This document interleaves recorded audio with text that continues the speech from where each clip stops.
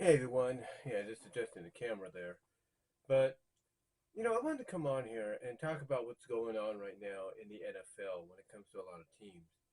You know, when the season began, we had several undefeated teams, and then in the past few weeks, all that vanished. Now, the only team that seems to be close to undefeated, with the exception of one loss, is Philadelphia. But as we've been noticing, as I just opened a can of Pepsi here, as we've been noticing, even they have been having some struggles. Now, obviously, they barely scraped by Washington, the Washington Commanders today by a touchdown. And next week they got a big test against Dallas, who, let's be honest, whether you like the Cowboys or you don't, have been on a tear lately and have been winning games massively. Have actually been outscoring the opponents in a big, big way, showing that maybe they're becoming the Cowboys that fans, all over the NFL. Excuse me, there fans all over the NFL got behind back in the '90s, and back in the '90s when they won multiple Super Bowls back to back, I think, and now. And now it seems like they're showing that same kind of fire, that the team had back then, in recent weeks here in 2023. So Philadelphia's got a big test ahead of them next week against Dallas. Whether or not they weather that storm and win, we'll have to see. Whether or not they give Dallas a taste of what Dallas has been doing to opponents, we'll see. But it's going to be interesting. It's going to be interesting.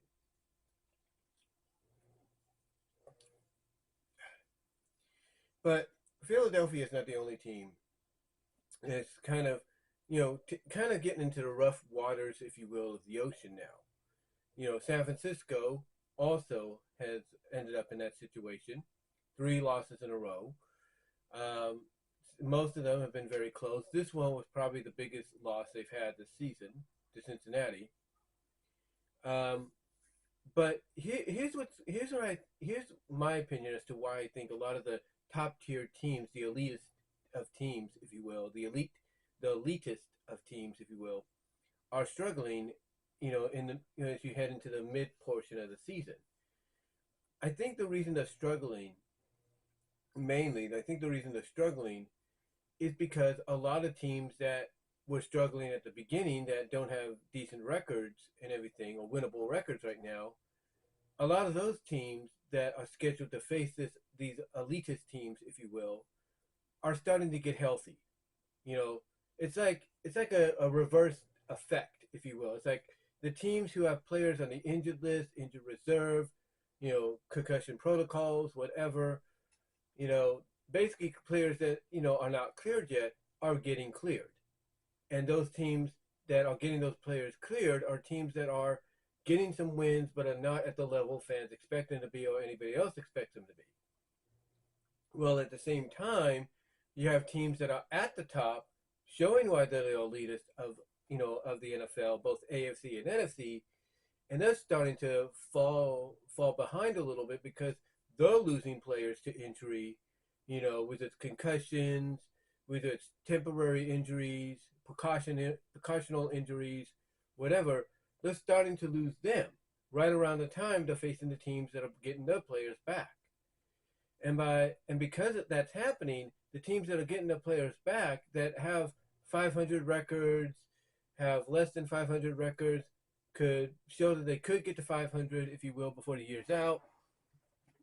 You know, not only are they, getting their players back, but they're also getting an opportunity to study the film, if you will, of their opponents to see, okay, what did this team do against San Francisco? What did this team do against Philadelphia that, allowed them to win or allowed them to really, put the squeeze on the Eagles and all that? What did they do that we can, build upon in our matchup with them? And what did they do wrong that we could avoid? Basically, a lot of teams are exploiting they're exploring the weaknesses that all the other teams have exploited already. Like with San Francisco, Cincinnati, Minnesota, they've exploited basically the run game.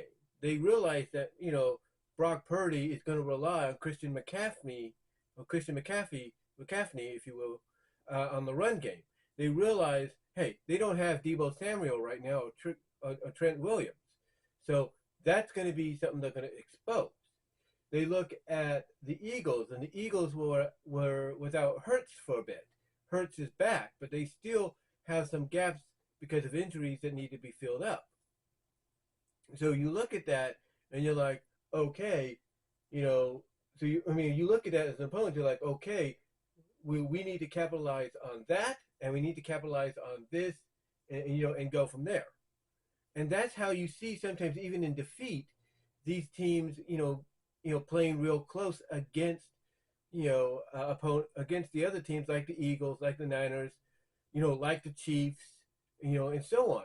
Even Carolina, who won against Houston today, first win of the year, they're pretty much getting themselves healthy again. It's a weird domino effect. It's like the teams that are down here, the teams that are like down here are rising back up because they're getting the players back. And the teams that are up here are slowly, kind of tiltering and all that because of the fact that, they haven't had a bye week yet. And if they have, they that bye week still hasn't helped them because some of the players they were hoping to get back during that bye week are not back yet. So they're kind of tiltering. And what that does is that basically gives the opponents that are getting their players back an advantage to be like, okay, let's see what we could pick, out of this offense and defense of our opponents that we can exploit and take advantage of. And as much as I hate to say it, that's what Cincinnati did today with the 49ers. That's what the Vikings did on Monday against the 49ers. They exploited the weaknesses of there's no Debo Samuel, there's no Trent Williams, you know, McCaffrey, is just healing up fully from a almost, an almost like a rib injury or something like that. Brock Purdy's just coming off concussion protocol and everything, just cleared it, yesterday. You know, you got all these factors that play in that all the other teams, that are going up against, teams like the Niners, the Eagles, and the Chiefs are taking note of, and they're like, okay, how can we exploit that to our advantage? As I said, the Cowboys, you can't tell me after blowing out the Rams today, you cannot tell me that the Cowboys are not looking, at Philadelphia, seeing how they barely got by the Commanders, and are like, okay, what weaknesses did the Commanders exploit that we can take advantage of in our matchup? You can't tell me that they are not going to take note of what weaknesses were exploited by Washington on Philadelphia that they're going to try to take advantage of, because they will.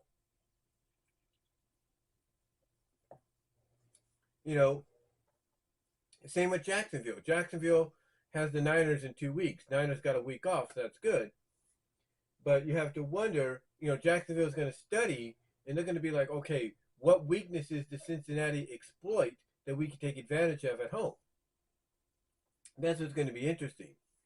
So basically, basically this season right now, probably more so than any other season I've seen, it's kind of like up and down. It's like the teams that look like they're gonna, the teams that look like they're gonna drop off are climbing back up and showing that they're going to continue to survive and claw and scratch their way, hopefully, into the playoffs.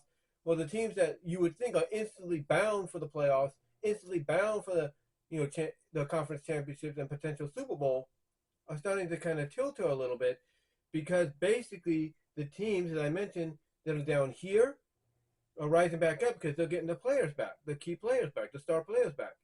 Well, those that are up here are tilting because, either they haven't had a bye week yet, or they're playing their star players, their key players, too hard, and because of that, it's causing them to falter, and it's opening up weaknesses that other teams are going to exploit, or they're going to study from film, for the future matchup against them. So I don't blame any team like Cincinnati or Minnesota or the New York Jets a couple weeks ago, or whoever, Carolina, Denver. I'm not going to blame them for, taking advantage and exploiting all these weaknesses, from injuries and stuff like that.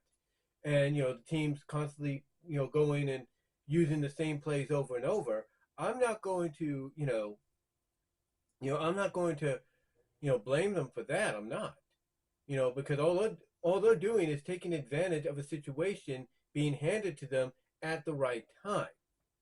Now, I do understand some fans will blame the referees. I mean, a couple weeks ago when the 49ers, who was it they faced? Who did they face a couple weeks ago? Let me check here. I know it's got it here somewhere. I know it's got it here somewhere. Hold on. See, the Browns. Okay, a couple weeks ago when the Niners faced the Browns, what happened? They lost by, I think, what was it, by two? They lost by two, I think. Let me check. Oops, wrong one. Let me check here. Uh, yeah, they lost by two, 19-17. A lot of people would put up images of a lot of flags on the field. They put images of a lot of flags, a lot of yellow flags on the field saying the referees gave the Browns the game. And I'm sure others did this, and I'm sure they did the same thing with Minnesota this past Monday, saying the refs give Minnesota the game. And I'm sure they're going to do the same thing today with Cincinnati. And look, I understand that frustration because it does seem, and it is historically known, that certain referees, will have a biasness towards teams like the Niners, the Eagles, and so on, in favor of other teams because that team they want to see that team succeed, or that's their home team, or maybe they're getting paid off, as some people would assume. But whatever the case is, if it is also a referee issue that's causing certain games to be the way they are, certain elite teams that you expect to make it all the way, or at least close to it, to get flagged and maybe lose games, if it is also a referee issue, along with everything else I've talked about, then maybe what the NFL needs to do, what Roger Goodell needs to do, along with the owners and everything, what they need to do, if the referees are also the issue, is they need to make sure either the referees have experience and can be totally unbiased, or that the referees they're going to bring in are trained fully to understand. Okay, this is when you call a flag. This is not when you call a flag. This is an illegal hit. This is not an illegal hit. Stuff like that. They need to ensure that the referees understand their role, in officiating a game. Because if they have a referee in there, that shows a little bit of biasness towards a little bit of favoritism towards one team over the other, then that's going to make people talk, a lot, not just fans like me, but it's going to make, commentators, analysis on places like ESPN and Fox Sports. It's going to make them be like, hey, you know, those referees screwed so and so out of this game, and it's evident. We see it. I mean, heck, a lot of people would accuse referees for showing favoritism towards Tom Brady when he played, even now with Patrick Mahomes. But again, if they are an issue along with everything else I've said, then they need to be fully trained, and the NFL needs to do background checks on them to make sure they're not from certain areas, and if they are, to place them in areas that are not close to where they live, or they came from, or where the team's from, anyway. But anyway, guys, I just wanted to come on here and give you my thoughts on what's going on in the NFL right now and why certain things are happening. Let me know what your thoughts are, and until then, I am out.